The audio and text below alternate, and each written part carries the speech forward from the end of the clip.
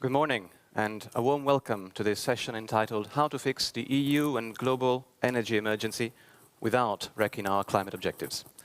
My name is Salvatore Finamore, and I have the pleasure and honor of moderating this panel as a member of the ESPAS Young Talent Network. From the previous panel discussion, we learned a lot about the role of complexity in foresight, and I can hardly think of a more complex problem than the one we will be addressing in this session now. Namely, how to reconcile, on the one hand, our need for energy security, and on the other hand, our perhaps even more existential need to mitigate and adapt to climate change. Thankfully, we have 5 extraordinary speakers joining us today, both in studio and online, to try to make sense of this complexity. So please allow me to welcome and introduce them. Our first speaker, our keynote speaker, is Francesco La Camera, Director General of the International Renewable Energy Agency, IRENA. Francesco brings to the table a long experience of climate negotiations. And in fact, I was told he was joining us from COP27. I don't know if that's the case, but I understand that you've recently been there. So welcome, Francesco, and thank you for being here. Our second online panelist is Anne Mettler, Vice President for Europe at Breakthrough Energy, where she focuses on promoting clean tech innovation. For those of you who might not know, Anne is also a former chair of ESPAS, and I was told founder of the ESPAS Young Talent Network. So thank you very much for that, Anne. And I won't say welcome, rather welcome back. Our next speaker, also joining us online, is Judith Vopach. She's a member of the European Social and Economic Committee. Judith is an economist by training, so she brings a very important perspective, and has done some very interesting work recently on the social aspects of sustainable investment. Thank you for joining us, Judith. Here with us in studio, we have Yorgo Chatzimarkakis, CEO of Hydrogen Europe. Yorgo is also a former member of the European Parliament, so you're very familiar with this building. And in May this year, he was awarded the title of Hydrogen Person of the Year. And I quote, as a major player promoting hydrogen in Europe and worldwide. Thank you for being with us, Yorgo. And last but not least, I am very pleased to introduce Yves Desbazeilles, Director General of Nuclear Europe. Yves brings us policy as well as technical expertise, not only in nuclear engineering, but also in hydro and thermal power, through years of direct experience in the management of energy projects in Europe and worldwide. So thank you for joining us, Yves. The topic we're addressing today is obviously very broad, and I am under no illusion that we will be able to discuss it exhaustively in less than 1 hour. However, I would consider myself more than satisfied if I were able to walk away from this session with some clarity, personal clarity, in fact, on 3 fundamental questions. The first one, which comes directly from the title of our panel, is what can we expect as the impact of the energy crisis on climate policy? And here the common wisdom seems to be that we have to make a distinction between the short term with negative effects and a longer to medium to long term with more positive effects. But there is some controversy on this. There are different views, and I would like to, again, hear your views on this. Secondly, and this is in line with the overarching theme of the conference, which is, as you can see, geopolitics is back. I would like to ask you what are the new vulnerabilities and new dependencies that we should prepare for as a result of the green energy transition, and how should we address them? Finally, we hear a lot about energy supply, but what about the demand side of the equation?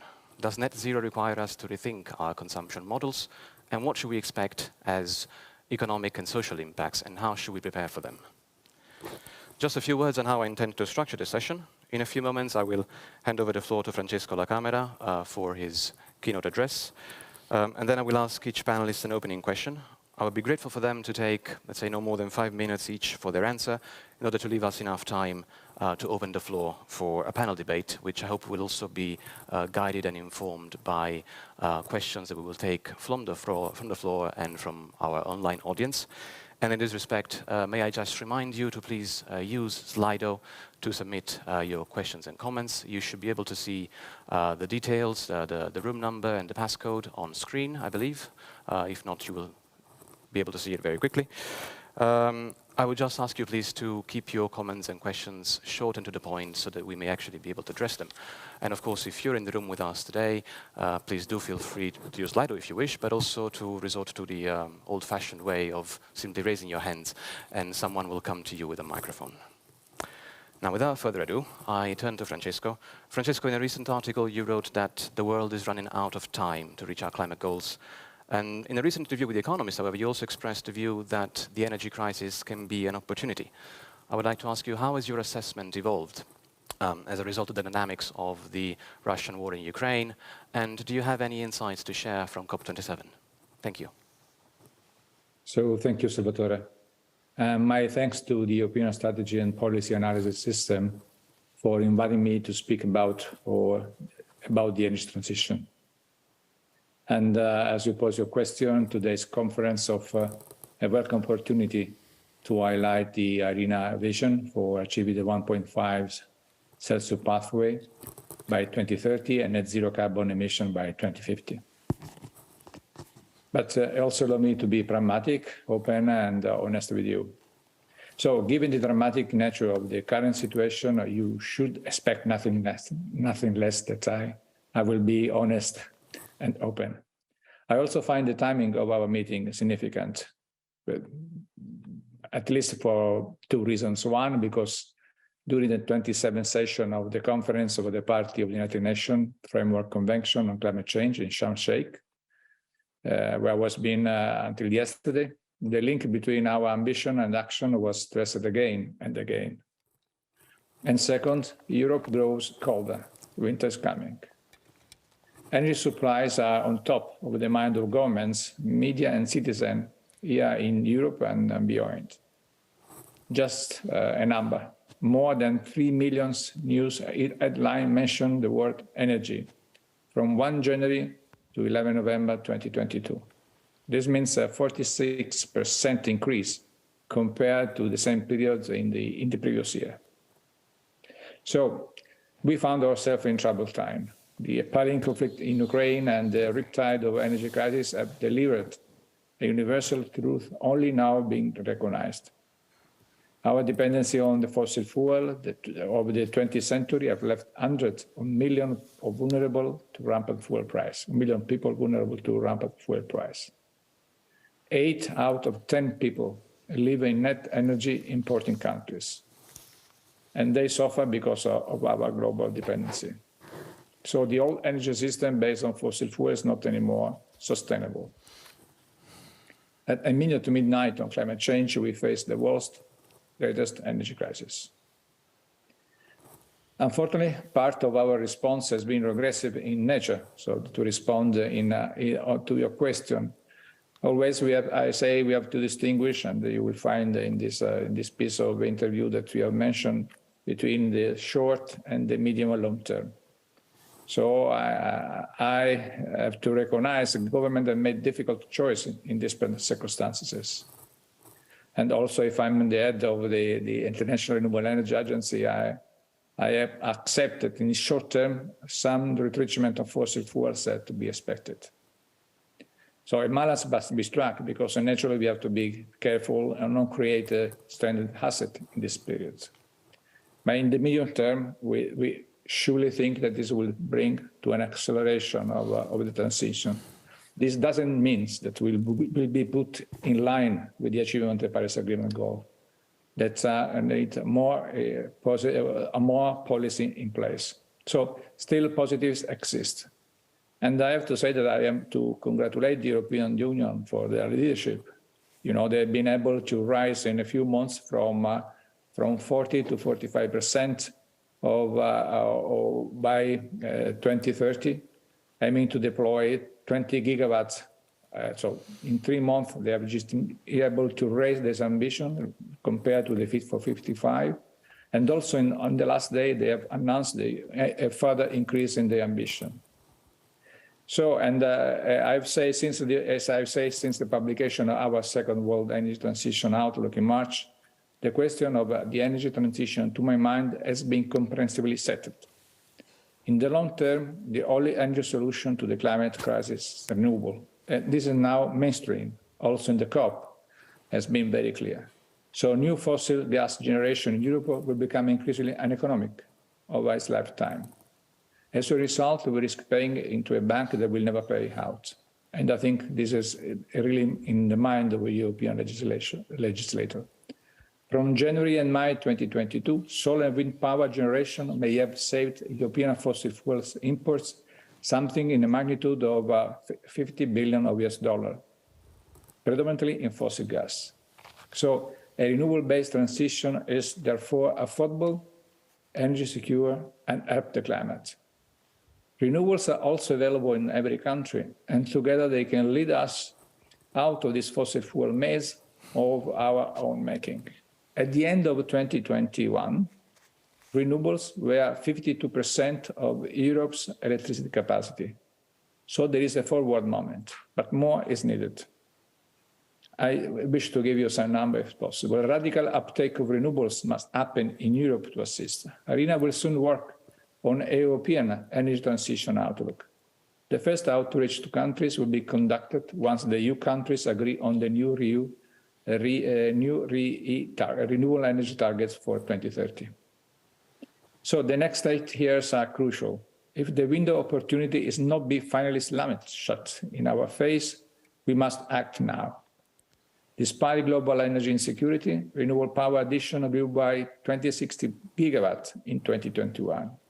This is the equivalent to 81% renewables in all net capacity expansion in 2021. Logic and reason are also on our side, but time, it is not. Renewables are now the cheapest option in most regions of the world. 2/3, 163 gigawatts of renewable power added in 2021 had lower cost than the cheapest coal plant in the G20. As we worry about the future, 2022 is actually showing us the economic viability of new renewable power generation. We have to seize this opportunity to free ourselves from highly volatile fossil fuels and build market resilience. But there is a cost. Arena believes it's a price worth paying. We have made our estimate of 5.7 trillion that are needed until 2030. And we must transfer 700 billion of US dollar in our investment from fossil fuel to avoid stranded asset. And the pace must increase. We are still working when we should be sprinting. The number. The pace of renewable deployment has to triple by 2030. And there is a strong upside to this investment. So 800 gigawatts each year to be installed. Energy transition can add 85 million jobs by 2030. This is good news. 26.5 million additional renewable jobs alone. And now new jobs can offset losses of 12 million jobs in the fossil fuel industries. But government must offer tailored retraining to assist and support this individual. So Irina spent years analyzing renewable energy and the need for a just, inclusive energy transition. Our World Energy Transition Outlook publication offers a pathway for the world to follow, one that is reasonable. So naturally, we have to again distinguish between the short and the medium long term. To respond to your question, the medium term will be seeing an acceleration of energy transition because finally government have realized that the energy security is not in more gas, it's not in more oil or infrastructure for fossil fuel, but is on renewable energy. And this will be giving a definite push for the acceleration. Thanks, Salvatore, back to you. Thank you very much, Francesco, for these, well, in a sense, sobering remarks, because obviously you point to the need for pragmatism and to the challenges we're facing, especially in the short term, but also for giving us hope for the medium term. You mentioned that, of course, the benefits of the green transition, and you also, well, also economic benefits, because of course the environmental benefits are obvious. You also gave us some interesting sound bites that I think we should take and use. I mean, of course, winter is coming, is probably already trademarked, but you did say that we're still walking, whereas truly we should be sprinting, and I think this is a very good point. And on this note, I would like to turn to Anne Mettler. Anne, in an interview for The Innovator earlier this year, you spoke about the need to focus on emerging clean technologies from 3 points of view: climate change mitigation, energy security, and industrial policy. What do you see as the main priorities, and what could be the main obstacles to innovation, geopolitical obstacles or otherwise? Great. Thank you so much, Salvatore, and great to be with you at ESPAS. And Salvatore, you're absolutely right. When I was chair, I said if we are going to use ESPAS to think about the future, we need a new generation of leaders from the EU institutions at the heart. So it's wonderful that you're moderating today's discussion. Now, you mentioned my interview with the innovator and the 3 points that I highlighted.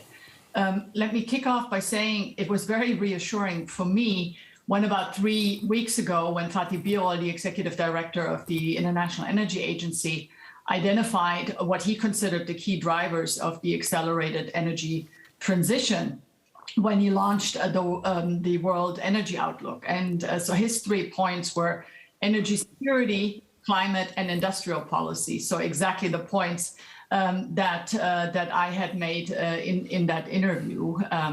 That's just to say that climate, of course, continues to be important, but the opportunity now is really to use the security crisis, the energy security crisis, to accelerate so that we no longer just walk, but we can sprint, as was just said.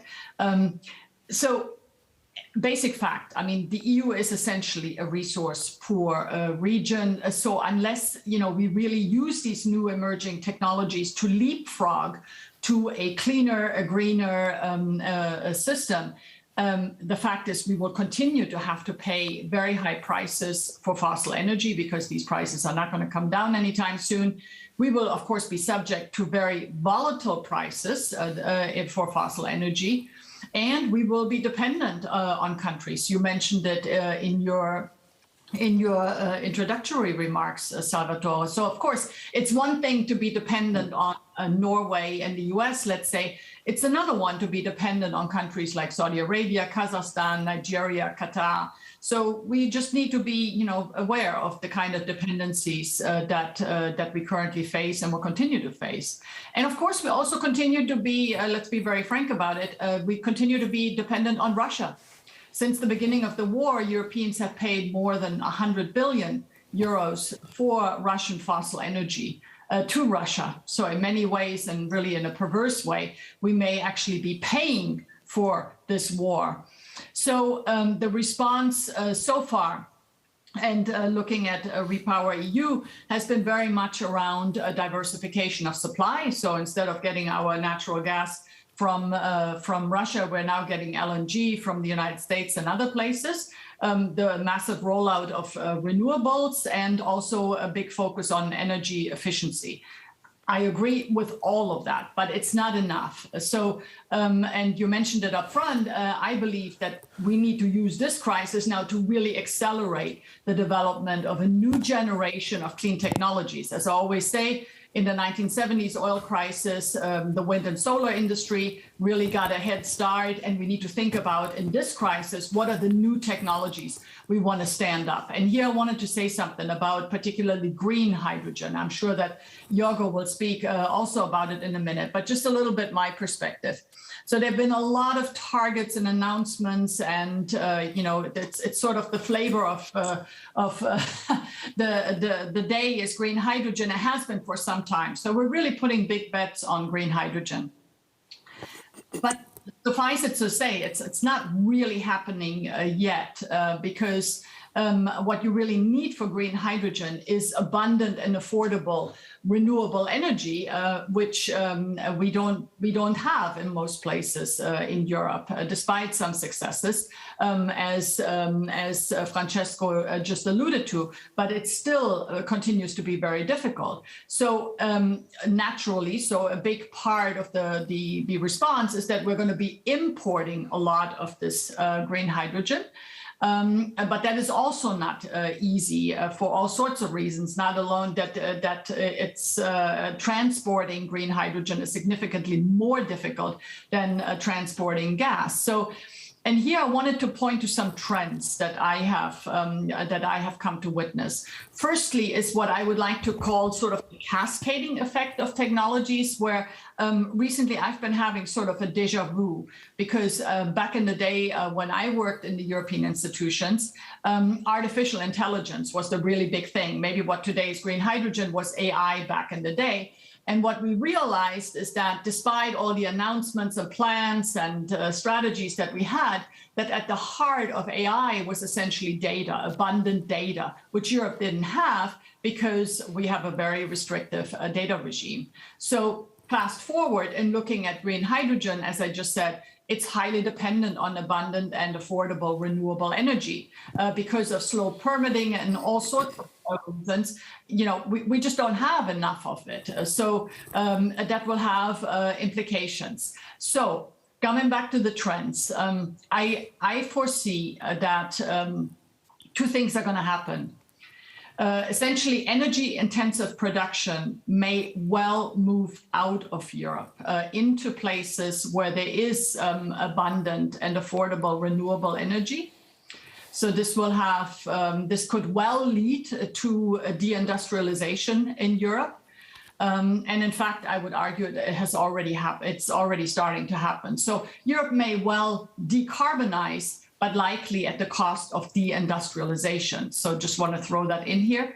The second trend that I see, also since this is a conference about geopolitics, is that we will have new major players and powers in the global world of energy. And these will not be your usual suspects. So one group of countries that will become more powerful are those that possess space and sun and wind. And here I think that countries like Egypt, Morocco, Namibia, also the entire Gulf region are going to become significantly more important. Secondly, it's countries that possess critical minerals. Here, for instance, I'm looking at Chile, which possesses 40% of the world's copper supply. China, as we well know, is the major source for rare earths. China is also the premier processor of critical raw materials. So there will be new players in the energy field that we have hitherto not really thought about. And this is, from a geopolitical perspective, important to understand. I will conclude by saying I'm also just back from the COP. And what you sense when you are at a global gathering like that is that there are truly tectonic shifts underway. And Europe now needs to find its place as a geography that, frankly, has lost a lot of technology leadership, that will continue to have very high energy prices, probably the highest in the world for the foreseeable future, and is, of course, also in the midst of deep geopolitical turmoil and security challenges. So the role of strategic foresight, and please allow me to say that since I worked very much on it for 5 years, strategic foresight is useful when it comes at issues with almost brutal honesty. Yeah. So, and we need to give everyone right now a real stress test for a lot of their assumptions. As I always used to say to my team, less wishful thinking, more strategic thinking. Yeah?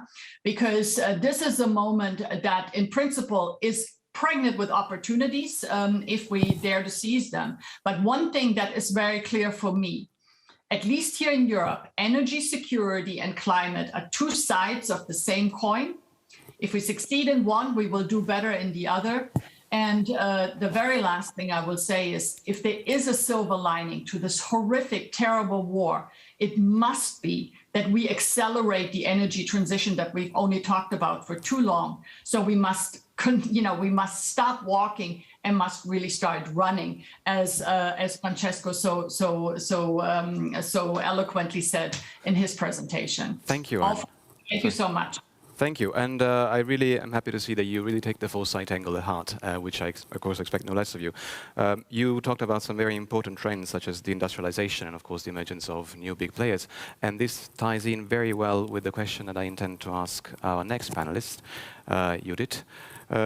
Judith, you've been involved in the work of the European Economic and Social Committee on a report entitled A Strategic Vision on energy transition to enable the EU's strategic autonomy.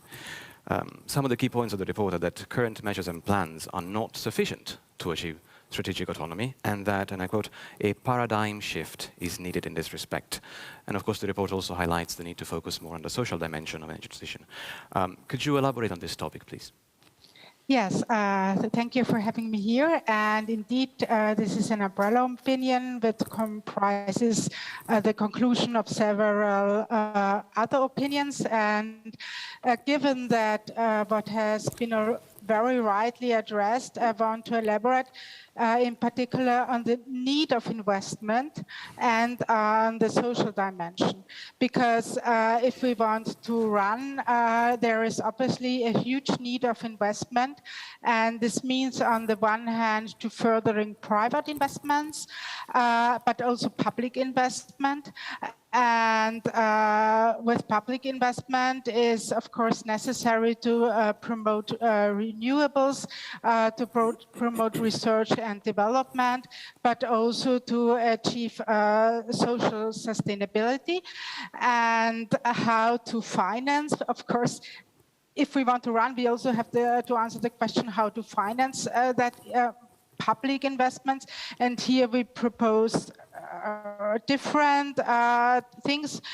First, in the context of economic governance, to implement the golden rule, yes, maybe a green golden rule, but other things would be windfall taxes, to tax windfall profits, and also maybe abolishing subsidies for fossil resources. But another, we are not only have private and public investment, but also blended form. When private investment is triggered by public support. And here we say this, of course, is a good tool, but here we need transparency and also well-defined targets, what should be achieved. But if we really want to run, we of course have to also run when it comes to investments and give answers how to achieve this needed boost of investment. And the other thing I want to highlight is the social consensus, which is necessary, of course, also in the field of transition, because if social consensus is neglected, this can, as we learned already, leads to strong political and social resistance, and which slows down the overall transition process. And in the context of social consensus, of course, we have the topic of energy poverty, and energy is an issue not only to the very vulnerable groups, but also, unfortunately, due to the hiking energy prices for households and people with low incomes and even with low medium incomes. So here we really have to find a solution not only in the short run, but also in the long run. And this means, for example, to invest boosting the renovation of buildings. And what we also propose, in our opinion, to encourage energy communities and energy cooperation at the community level, and maybe also in rural areas. And my last point is concerning the social dimension, also means safeguarding also during the transition. We know many new jobs will be developed, but these jobs also have to be decent workplaces, workers' rights have to be ensured, and also participation has to be safeguarded and strengthened also at company levels. And what is in that context also very important is, of course, upskilling, training and education, because this does not only mean to ensure workers' rights and good jobs, but also to meet the need of the green transition. Thank you for the moment. Thank you very much, Judith. You made some very interesting points. I think the main takeaway for me is the idea of the necessity of building social consensus, so getting public buy-in if we really want the energy transition to happen. You mentioned, of course, energy poverty and prices. We heard yesterday how the EU is shifting from a focus on prices to a focus on security, but at the same time, we also have to bear in mind who is actually paying the price. Turning now to our guests in studio, I will turn first to Jorgo, and actually Anne gave me a very interesting point to raise, which is the fact that green hydrogen is not happening yet. Of course, the Commission has announced plans to create a European hydrogen bank. There is also a significant role for hydrogen in the debate on the revision of the Renewable Energy Directive. But at the same time, of course, hydrogen is not free from controversy. There are environmental concerns from, again, environmental NGOs that question, for example, how green is actually green hydrogen. So how can we ensure the production comes from renewable sources? And how can we avoid efficiency losses from the use of hydrogen compared to direct electrification? So, Jorgo, what are the responses of the industry to these concerns? And what is your view on the EU's current hydrogen strategy? Many thanks for this invitation, and I very much like this title, Geopolitics is Back. And we need to analyze where we are as Europeans.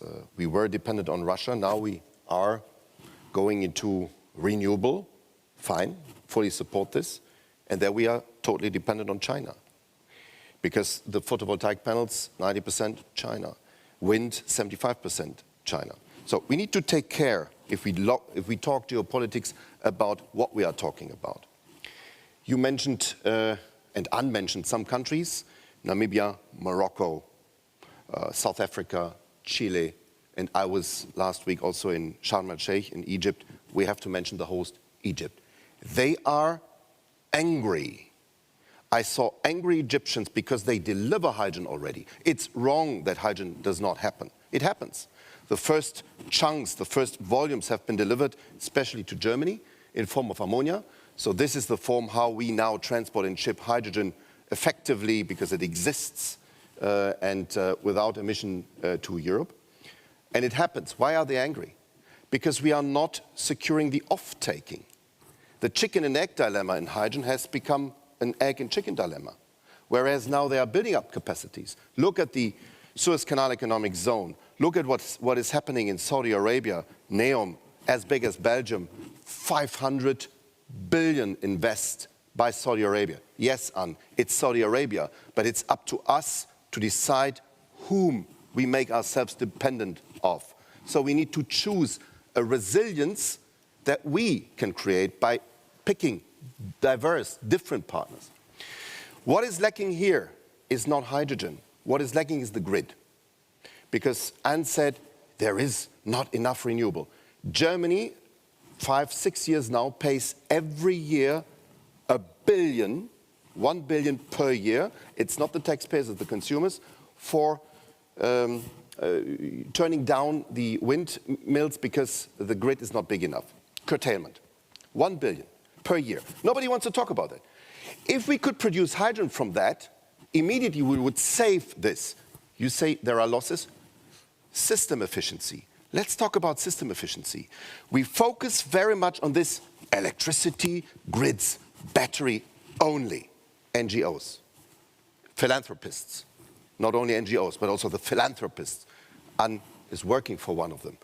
But are we really looking into, do we have the grid? Do we have the raw material? Hydrogen technologies in mobility, for instance, needs 20 times less critical raw materials. We just need platinum. We need water, but water is there in abundance. Hydrogen is there in abundance. 20 times, not 20%. These are issues and these are facts we need to talk about. Now, let me tell you why this will happen and why geopolitics will change dramatically, and it will see us Europeans out if we insist on keeping our identity in slowing down processes.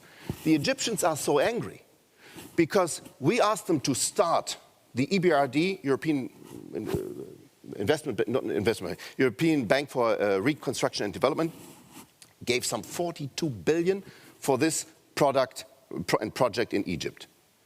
The off-takers are not Europeans. At the moment are Japanese and Koreans. And the Egyptians are saying, The production will not come because the IRA, the Inflation Reduction Act in the US, like a scuba diver, is taking like a Hoover, is taking everything to the US and leaves nothing here. They are angry. We asked them to start, they started, and now the off-taking is not there. So we need to be faster. There is no delegated act on additionality so far because we are too slow. And let me finish with one clear idea and one clear example. Mobile phones. Mobile phones are used in Africa. Although there is no grid for fixed lines, they leapfrogged and used satellites because they had not the time to build up these fixed lines. We have the same in electricity. People in Africa have no access to clean electricity. Hydrogen, also in form of ammonia, gives them the opportunity, without that fixed line and grid, to produce renewables, to store it via hydrogen and via ammonia, and to use it in generators. It happens now. My members do it now. So don't believe to all these people saying it's not coming. It's there. We are not ready as Europeans, and we need to understand geopolitics is changing dramatically. I really appreciate what Franz Timmermans did in Sharm el-Sheikh and what Ursula von der Leyen did. I witnessed, I saw, they signed these MOUs, need now to be implemented. We talk too much, we need to implement right now. Thank you. Thank you very much, Jorgo. I really like your point about how hydrogen can help us to achieve strategic autonomy. So, I mean, you see, of course, there are some downsides to it, but one main upside that you see, in my view, is the fact that it would help us to reduce our dependence on raw materials, which, of course, is a big problem that we have at the moment. I turn now to Yves. Yves, of course, nuclear energy can be a polarizing topic in public debate, and the discussion on the inclusion of nuclear in EU taxonomy is more evidence than we could possibly need. There are, of course, pros and cons, which I would like you to elaborate. Specific dependencies, for example, for the procurement of fissile material, nuclear technology, what do you see in this sense? Vulnerabilities, for example, in relation to water scarcity. And here I see that we're already getting some questions from Slido, so thank you already to our audience. And I can also maybe put one of the questions here to you. What role does nuclear energy play in the energy mix transition? Thank you, Yves. Thank you, Salvatore. Thank you for the invitation. Those are many questions in your questions, so I will not have time to cover them all. But I think, first of all, I would like to remind what we're talking about, because I'm not sure everybody has in mind what nuclear is today in Europe. So we have the total turnover of this industry is around 100 billion euros, and it includes power production, but not only. It includes also radioisotope, all medical applications, everything. So there are a lot of applications for nuclear.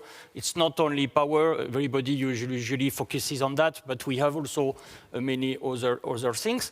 We produce today roughly 25% of electricity, if we have to get back to this, and it's more or less half of the low carbon generation of Europe. And it employs, if we have to end up on that, roughly 100 million people worldwide. So I think when it comes to geopolitics and this war in Ukraine, we believe that as I think that this is the case for nuclear has somehow been reinforced. And on that, first, I would like to remind that nuclear fits very well with the energy and climate trilemma. Namely, the question of affordability, it produces cheap power. The question of security of supply, it's clear that there are very little dependence from abroad. I know everybody has in mind Russia, but it concerns only a small part of the existing fleet in Europe. And it's about 10 to 15% in total of the fleet. And there are solutions to get rid of Russians, because we can import from elsewhere, and we can produce fresh fuel from elsewhere as well. And last but not least, clearly nuclear is decarbonized. It's very low carbon, as low carbon as renewables. And certainly in the current context, it's clear that it can also be a solution for the future. So on that, it's clear that, first of all, I would like to remind and say that long-term operation of the existing fleet is should be a no-brainer. It's a clear no-regret option. So I know that there are some debates in some countries in Europe, but for us, the prolongation of the fleet, wherever it's possible, should really be something we have to work on. Second, we also have to prepare for the future. There are a lot of new technologies, nuclear technologies, which are being prepared, and I think we have also to bear in mind this. On that, clearly, I have to make a wake-up call. Europe is very lagging behind, and this is something which is the discussion in Europe is so entrenched that nobody realized that Americans, the Chinese, so Russians as well, Koreans, a lot of countries are really investing hard on new developments, new technologies when it comes to nuclear. And I was also in Sharm el-Sheikh, and I can tell you that the Americans were very offensive on nuclear. We see it today, particularly in Eastern Europe. So unfortunately, today Europe is nowhere to be seen. So we really have to also consider the new technologies, so small modular reactors, for instance. We have to prepare for the generation 4 technologies that we also can also partly solve the issue of waste. It's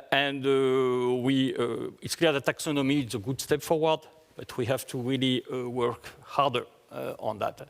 And it can also address the question of intensive users producing hydrogen, producing industrial heat. So there is a lot of potential with SMRs.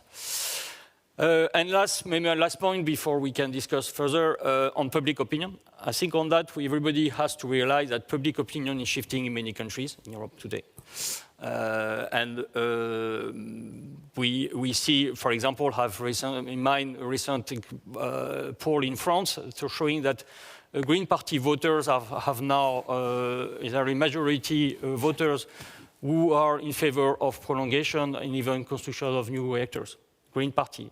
So I think on that, we have also to realize, because here in Brussels, it's a little bit of like a bubble, that situation in many countries with regard to nuclear is changing tremendously.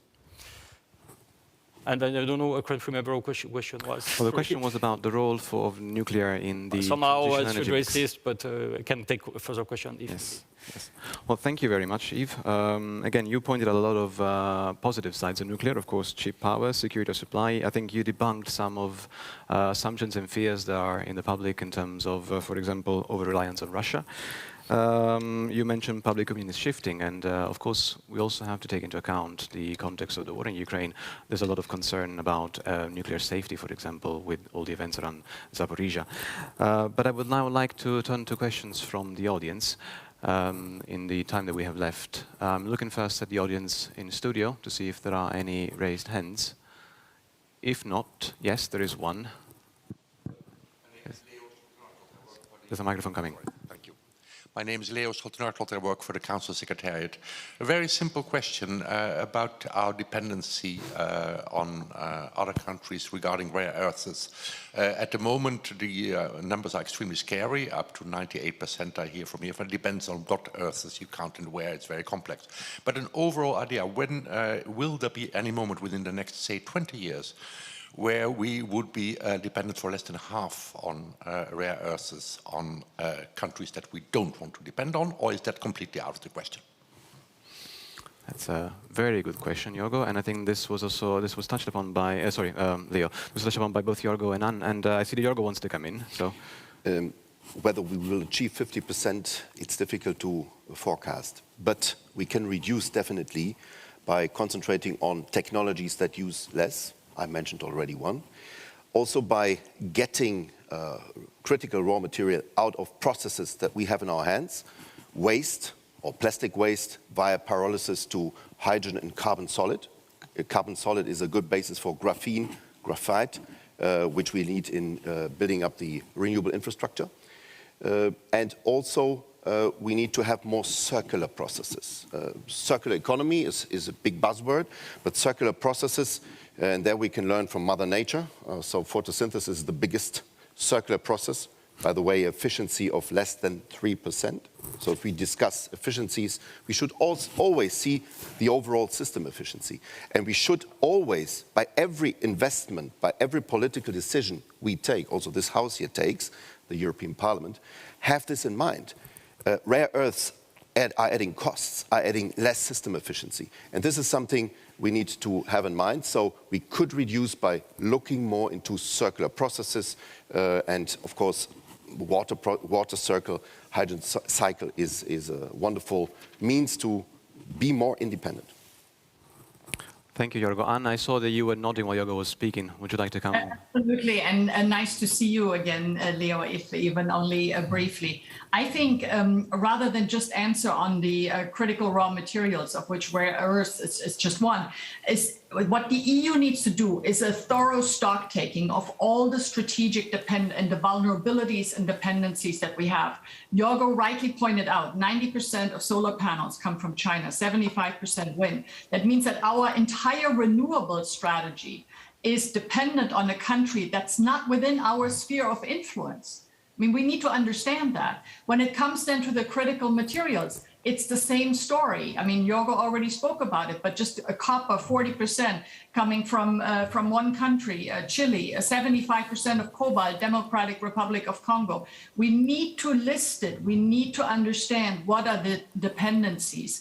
And then it's not only about the critical raw materials, but the processing of these materials. And there we are entirely in the hands of China. So we need to thoroughly list all of these and then need to come up with a strategy for how do we want to overcome that. I totally agree with what Jorgo just said. Part of that is circular economy, is seeing how we can reuse these materials rather than always using new ones. So there's a lot that needs to be done here, really with an understanding that right now the energy transition in Europe is entirely dependent on countries that are outside of our sphere of influence for the most part. Thank you. I have now a question for perhaps Yves and Judith. We talk a lot about investment in green tech, obviously, here, and yet today we just got news reports that German and French energy companies are demanding massive investment in gas infrastructure. Now, of course, public money is a scarce resource, so where do we put it? Bearing in mind the energy crisis and the current emergency. Perhaps I go to Yves first and then to Judith. Yeah, one thing I wanted to say also on the previous debate, the question of dependence from abroad. So I was mentioning the US. It's clear that at some point in time, Europe was really a front runner when it comes to nuclear technologies. And we were the first to develop massive, very high fast breeder reactors, particularly in France.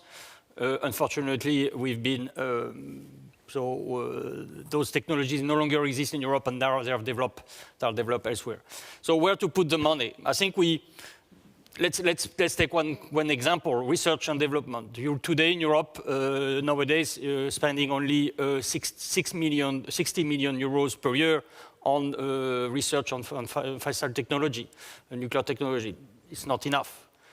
If you look at the other major players, it's in the range of 1 billion a year. So we are simply not doing enough. And 1 billion for Europe is not much compared to the overall. So there is really more effort to be made to invest in nuclear technology in the future. So that's to put it simply. Thank you. Before I turn to Anne, I would also like to combine this with a question that I see from our online audience. Energy safety, energy security, energy autonomy, green energy. So these are 4 elements. What do you think we should prioritize also from the point of view of European civil society? Thank you for the floor.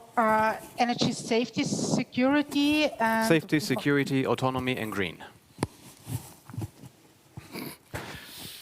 A lot of trade-offs there, I know. Not easy to answer. Of course, all 4 aspects are highly important. How do we go about prioritizing even? Yes, maybe I can give you also a 5th goal. social aspects, but yes, maybe first one is safety, closely followed by green, or maybe green then safety. Easy, hard to answer. Oh, it's really a challenge. Sorry. Security, autonomy. No, I mean, yes, it's really hard to make a prioritization here. But concerning where should the money go in, I think all that has also be combined with a clever, well-defined industrial policy.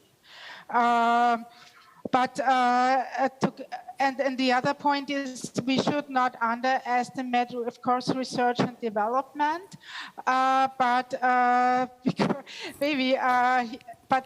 this research and development should maybe more focused from my personal point of view, not so much into the nuclear energy, but into energy safetiness, efficiency, and of course, renewables, wind, water, solar, and energy, combined with a good industrial policy, because as we heard, I think we should really strive for bringing back basic production, basic industrial procedures as much as we can back to Europe.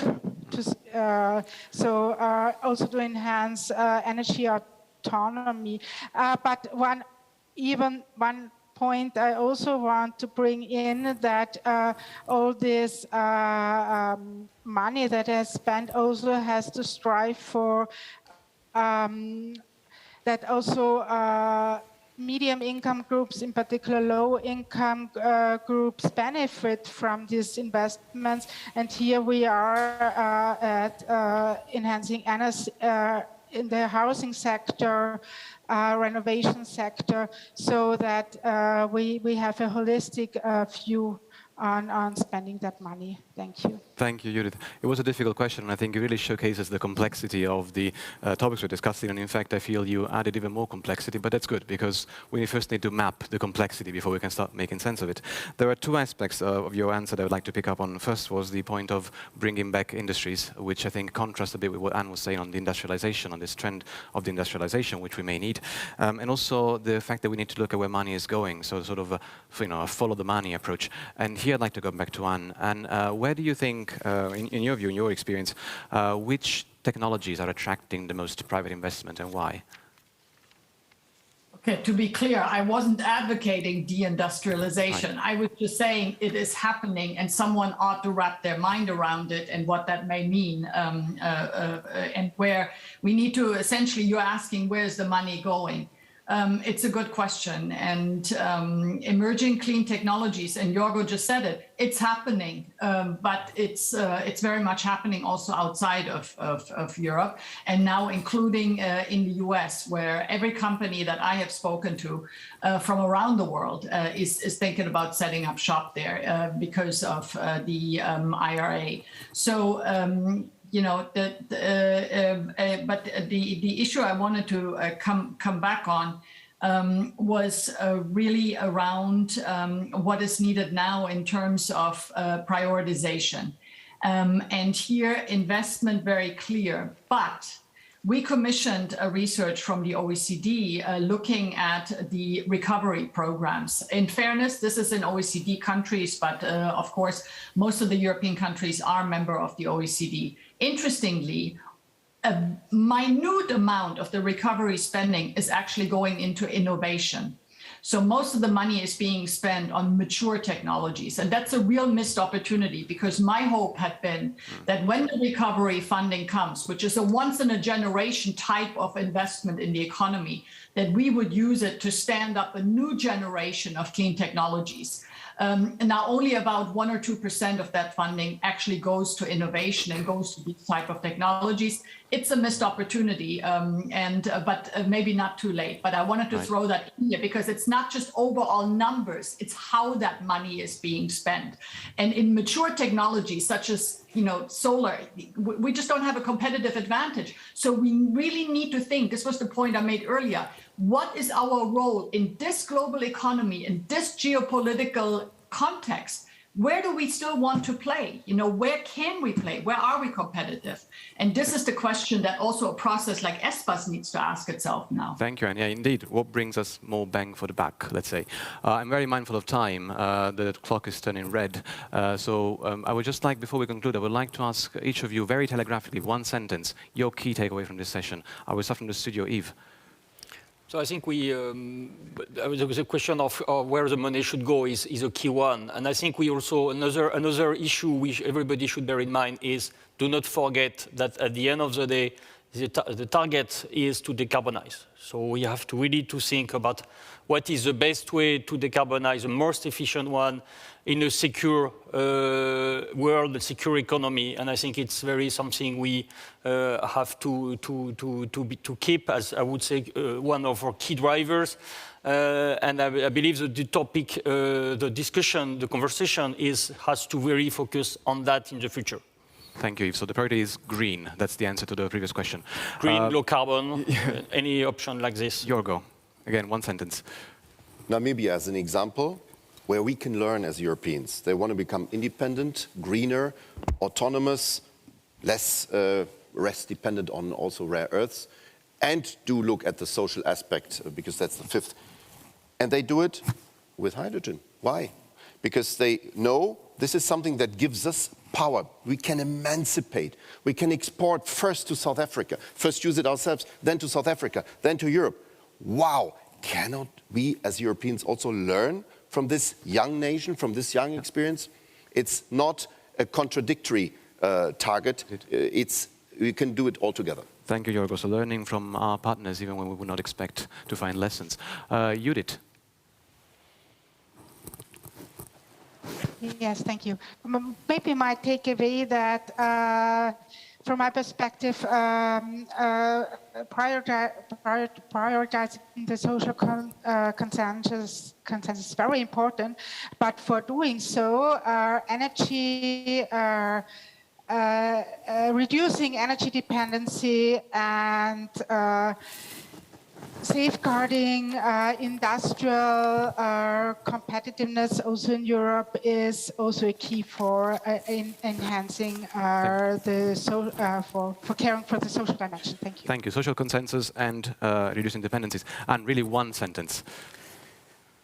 Energy security can be the driver for an accelerated energy transition. This is what Europe needs now. Let's use this opportunity of this terrible situation that we find ourselves in to at least double down on this energy transition and really get serious about the speed that Europe so urgently needs. Thank you. So using crisis as an opportunity. I would like to thank you very much, all of our panelists, for the time you took to share your views with us. Thank the organizers for making all this session possible. And most of all, I would like to thank our audience, both in studio and online, for your very insightful questions and active participation. The next session, starting in just a few minutes, will deal with an equally topical subject, namely the EU and the future of food security. Please enjoy the rest of the conference, and goodbye. Thank you.